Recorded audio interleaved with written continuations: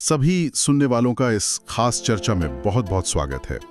आज की हमारी ये बातचीत कुछ ऐसी है जो शायद मानव जीवन के सबसे बड़े और रहस्यमयी हिस्से से जुड़ी है। जी बिल्कुल। और शुरुआत में ही चलिए एक ऐसा सवाल उठाते हैं जो कभी ना कभी हर किसी के मन में जरूर आया होगा। हाँ, एकदम सही कहा।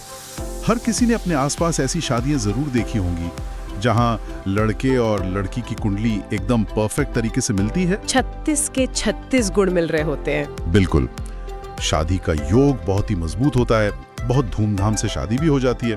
लेकिन फिर कुछ ही सालों में या कभी-कभी कुछ महीनों में ही वो रिश्ता ताश के पत्तों की तरह बिखर जाता है। सब कुछ तो एकदम सही लग रहा था, परिवार खुश थे, कुंडलियां मिल गई थीं। तो फिर अचानक ऐसा क्या हुआ? ये एक बहुत ही प्रासंगिक और गहरा सवाल है। और यहाँ जो बात सबसे ज्यादा हैरान करने वाली है ना, वो ये है कि इस अचानक क्या हुआ का असली जवाब किसी सामान्य जन्म कुंडली में होता ही नहीं है। अच्छा जी, इसका जवाब एक बेहद गुप्त और सूक्ष्म चार्ट में छिपा होता है, जिसे अक्सर लोग नजरअंदाज कर देते हैं। और हमारी रिसर्च के मुताबिक उसी गुप्त चार्ट का नाम है नवमांश चार्ट। एकदम सही। जिसे ज्योतिष की तकनीकी दुनिया में D9 या D9 चार्ट भी कहा जाता है। बिल्कुल।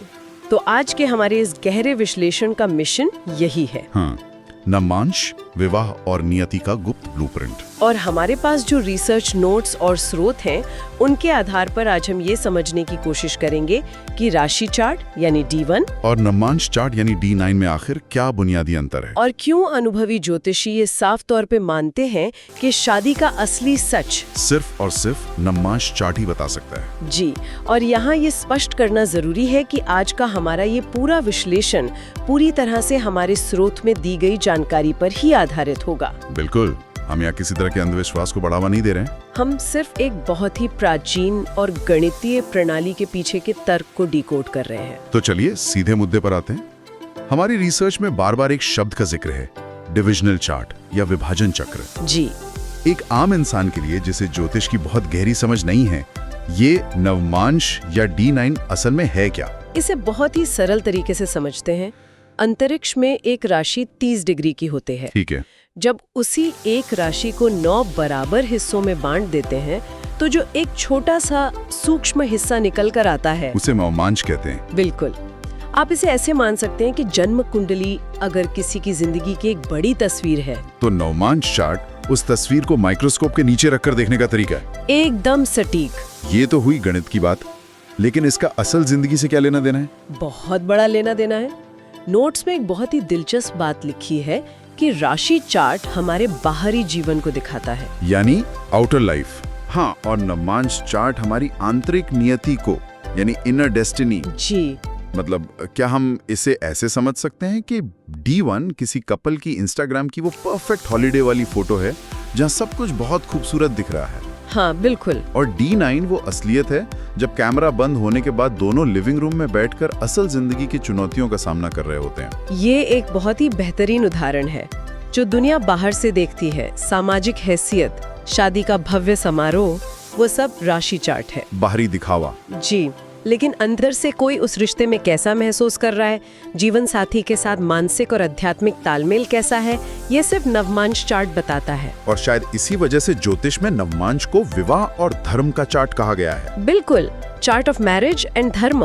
रुकिए, अगर D9 ही सब कुछ तय कर रहा है, अगर असली सच्चाई उसी के पास है, तो आप सोच रहे होंगे कि D1 की अहमियत ही क्या रह गई। हाँ। क्या हम मुख्य जन्म कुंडली को पूरी तरह से किनारे रख सकते हैं और सिर्फ नवमांश देख सकते हैं? नहीं नहीं, बिल्कुल नहीं। यहीं पे बहुत लोग गलती करते हैं। हमारे स्रोत में एक बहुत ही महत्वपूर्ण नियम बताया गया है, घटना बनाम गुणवत्ता। हाँ, इवेंट वर्सेस क्वालिटी। ये क्या है, थोड़ा विस्तार से बताइए। देखिए, D1 चार्ट ये बताता है कि किसी के जीवन में कोई घटना घटेगी या नहीं, यानी शादी होगी या नहीं, ये D1 तय करेगा। एकदम सही। लेकिन वो शादी कैसी होगी, उसकी क्वालिटी क्या होगी, ये D9 तय करेगा। ये नियम वाकई में बहुत दिलचस्प है। मतलब जन्म कुंडली सिर्फ एक दरवाजे की तरह है जो खुलता है, और उस कमरे के अंदर का माहौल कैसा होगा, ये नवमांश बताएगा। चलिए इसे रिसर्च में दिए गए असल जीवन के कुछ उदाहरणों से समझते हैं। Hypothetical case studies. हाँ, जिससे ये सुनने वालों के लिए और भी साफ हो जाएगा। पहला उदाहरण लेते हैं। ठीक है, मान लीजिए कि किसी व्यक्ति का राशि चार्ट में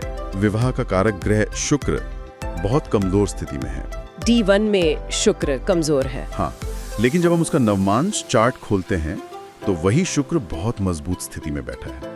तो इसका असल जिंदगी में क्या नतीजा होगा? इसका परिणाम बहुत ही रोचक होगा, क्योंकि D1 में शुक्र कमजोर है तो इस बात की पूरी संभावना है कि उस व्यक्ति की शादी होने में बहुत अड़चने आए। मतलब शादी में काफी देरी हो जाए। हाँ, या सही रिश्ता ढूंढने में सालों लग जाएं। ये घटना में हो रही देरी है। लेकिन क्योंकि नवमांश में शुक्र मजबूत है, तो जब भी उस व्यक्ति की शादी होगी, भले ही वो देरी से हो, उसका जीवन साथी बहुत ही ज्यादा सहायक, प्यार करने वाला और सपोर्टिव मिलेगा। मतलब उनकी शादी की क्वालिटी बहुत बेहतरीन होगी। सब्र का फल वाकई मीठा होता है। बिल्कुल। लेकिन इसका उल्टा भी तो हो सकता है। दूसरे उदाहरण पर गौर करें। जी बताइए। यदि किसी का राशि चार्ट बहुत ज्यादा मजबूत है, 7वां घर जो शादी का होता है वो एकदम परफेक्ट है, ठीक है, लेकिन नवमांश चार्ट बहुत ही ज्यादा कमजोर है, ऐसे मामलों में क्या होता है? ये वो स्थिति है जिसका जिक्र आपने इस चर्चा की शुरुआत में किया था। वो परफेक्ट कुंडली वाली बात। हाँ, ऐसे मामलों में शादी बहुत आसानी से हो जाती है, एकदम सही उम्र में, बिना किसी रुकावट के। बहुत धूमधाम से, दुनिया को लगता है कि क्या कमाल की जोड़ी है। लेकिन क्योंकि नवमांश कमजोर है तो शादी के कुछ ही समय बाद रिश्ते में खोखलापन आने लगता है। वो रिश्ता बहुत ही अस्थिर रहता है। जी, उसमें लंबा टिकने वाला स्थायित्व या आंतरिक खुशी नहीं होती। तो इसका सीधा सा मतलब ये हुआ कि नवमांश चार्ट ही असली बॉस है। एक तरह से कह सकते हैं। अब मुझे समझ आ रहा है कि क्यों अनुभवी ज्योतिषी ये कहते हैं कि अगर आपने D1 देखकर भविष्यवाणी कर दी और नवमांश नहीं देखा तो आप अंधेरे में तीर चला रहे हैं। बिल्कुल। अब जब हम ये समझ चुके हैं कि नवमांश का वजन कितना ज्यादा है, तो चलिए ये देखते हैं कि नवमांश चार्ट के अंदर जाने पर अलग-अलग ग्रहों और घरों की क्या भूमिका होती है। जी, रिसर्च में सबसे पहला नाम आता है नवमांश लग्न का। ये नवमांश लग्न क्या है और शादी से इसका क्या लेना देना है? लग्न को आप किसी भी चार्ट का स्टीयरिंग व्हील मान सकते हैं। स्टीयरिंग व्हील, अच्छा। नवमांश लग्न मुख्य रूप से ये दर्शाता है कि विवाह के बाद किसी के जीवन की दिशा क्या होगी। मतलब जब कोई दूसरा व्यक्ति जीवन में आता है तो उसकी ऊर्जा कैसे प्रभावित करेगी? सही कहा। अगर किसी व्यक्ति का नवमांश लग्न मजबूत है तो ये इस बात का सबसे बड़ा संकेत है कि शादी के बाद जीवन में स्थिरता आएगी और वो रिश्ता हर तूफान को झेल जाएगा। बिल्कुल। और लग्न के बाद जो घर सबसे ज्यादा ध्यान खींचता है वो है 7वां घर, 7th हाउस। हमारी रिसर्च बताती है कि नवमांश का 7वां घर सीधे तौर पर जीवन साथी का आईना है। जी, ये विवाह की गुणवत्ता और रिश्ते में मिलने वाली संतुष्टि को दर्शाता है। और अगर ये घर पीड़ित हो जाए, यानी इस पर नकारात्मक ग्रहों का प्रभाव आ जाए, तो रिश्ते में छोटी छोटी बातों पर विवाद, भयानक गलतफहमियां और अलगाव की संभावनाएं बहुत ज्यादा बढ़ जाती हैं। घरों के अलावा हमें ग्रहों के स्वभाव को भी तो समझना होगा। बिल्कुल।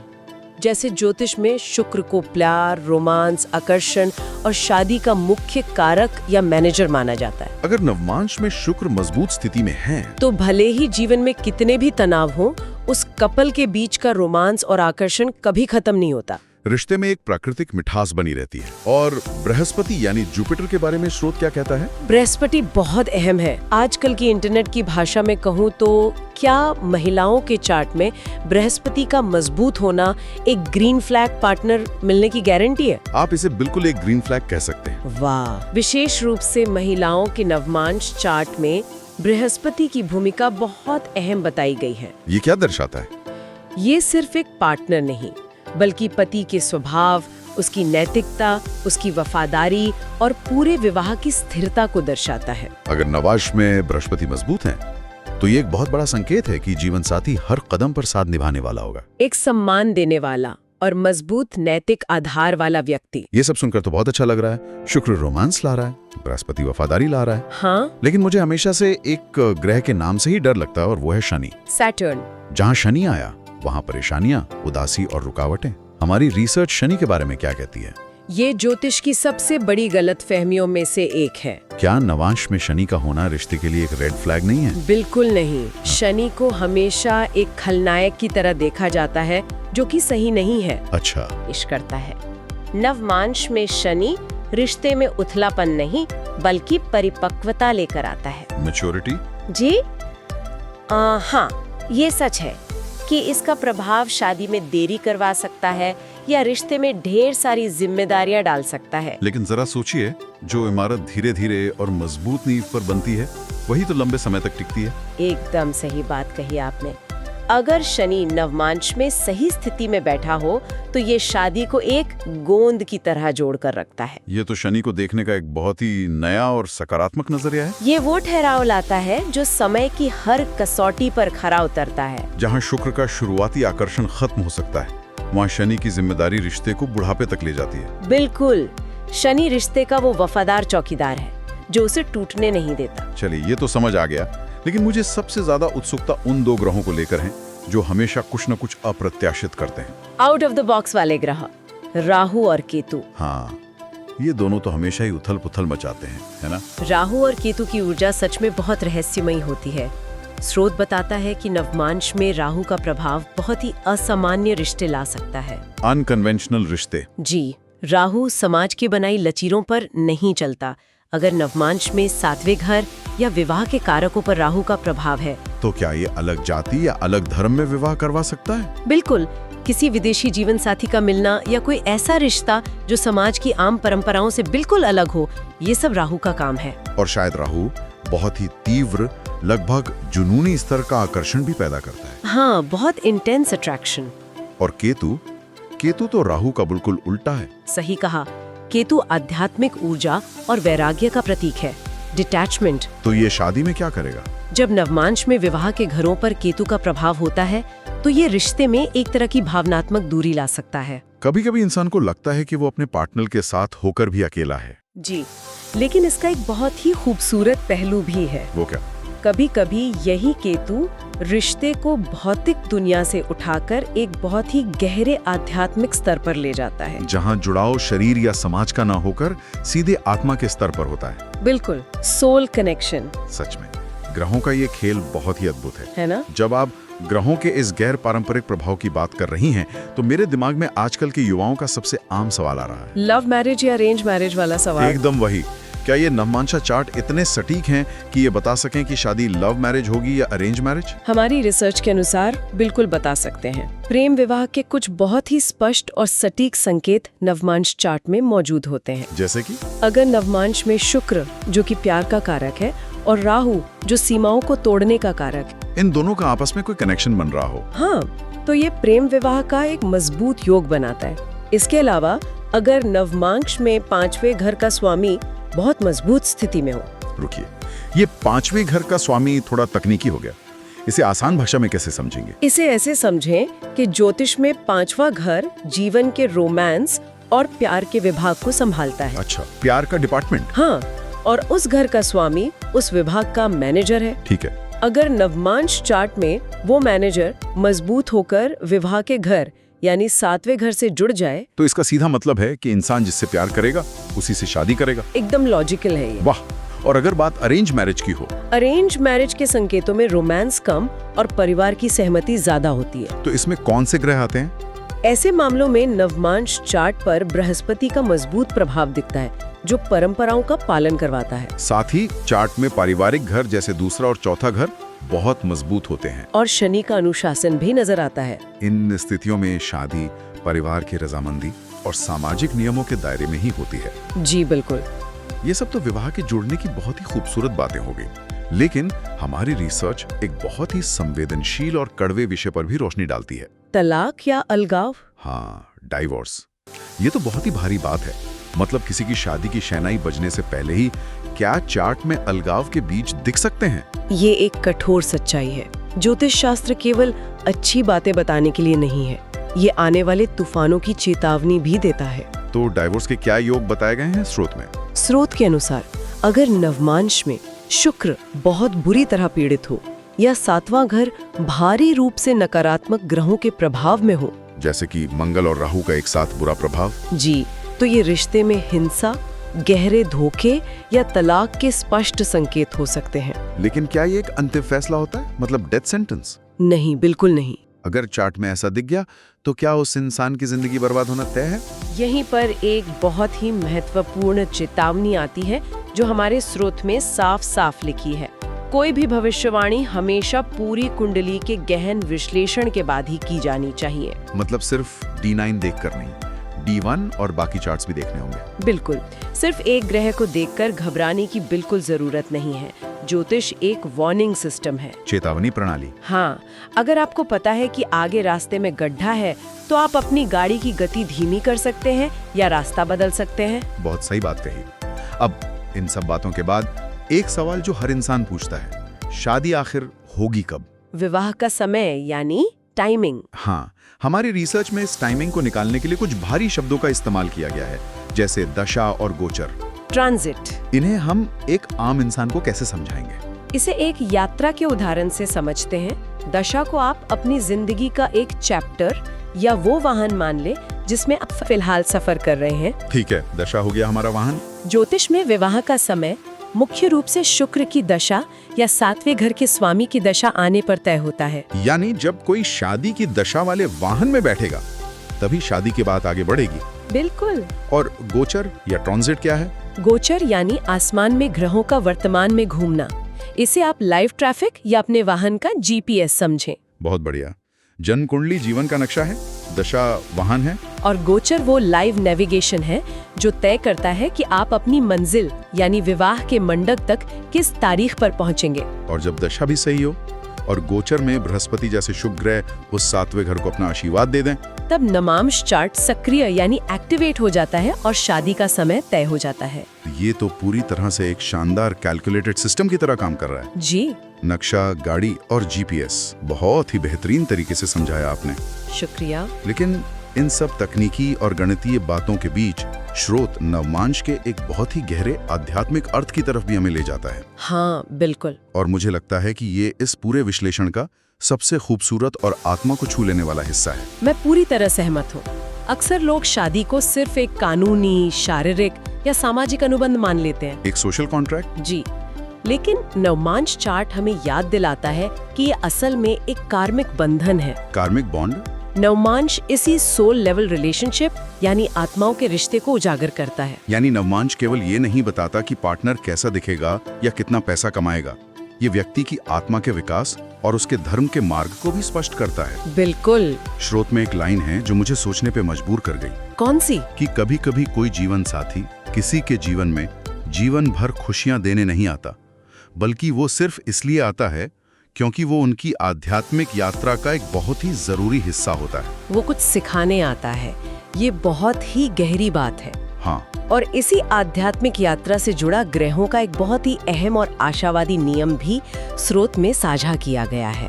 Golden rule. हाँ, इसे ज्योतिष का गोल्डन रूल मान सकते हैं।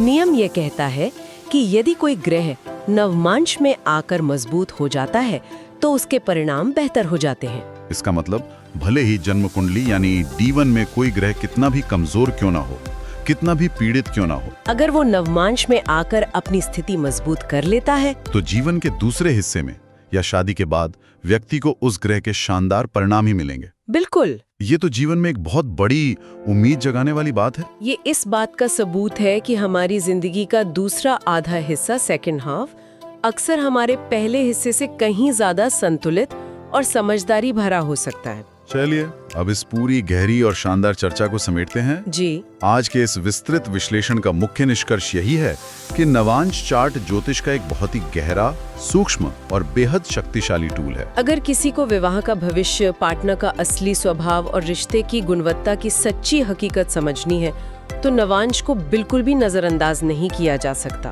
राशि चार्ट भले ही बाहरी दुनिया की खूबसूरत तस्वीर दिखा दे, लेकिन कहानी का असली सच नवांश के पन्नों में ही लिखा होता है। और ये सच्चाई हमें ये भी सिखाती है कि जीवन में जो दिखता है वो हमेशा पूरी सच्चाई नहीं होता।